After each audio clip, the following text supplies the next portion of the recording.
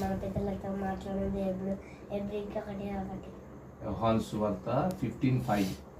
ద్రాక్షాలు వేలు తీగలు నేను వారు బాగా వచ్చిన నాకు వేరే మీరు ఏమీ చేయలేదు. యోహాను సువార్త 15:5.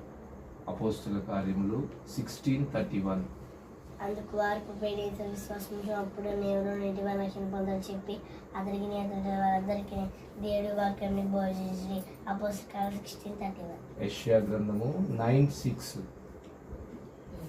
ఏదైనా మన శిశువు పుట్టిన మన కుమారుడు ఆయన గ్రహింపబడిన ఆయన భుజం మీద రాజ్యభారం ఉండను. ఆయన ఆశ్చర్యకరుడు ఆలోచనకర్త బలవంతుడైన దేవుడు తండ్రి సమాధానకర్త అధిపతి అని అతనికి పేరు పెట్టబడను. యెషయా 9:6. కీర్తనలు 73:25. ఆకాశంలో నేను తప్ప నాకు ఎవరున్నా నేను నాకుండగా ఈ లోకంలో ఏది అక్కర్లేదు. కీర్తన గ్రంథం 73:25. లూకాసు సువార్త 16:17. ధర్మశాస్త్రం ఒప్పుకోలు ఎంత పడుకుంటే ఆకాశం భూమికి వచ్చేసరి లూకాసు సువార్త 16:17. కీర్తనల గ్రంథము 37:4. యెహోవాను బట్టి సంతోషించి మా ఆయన వాంఛలు తీర్చిన.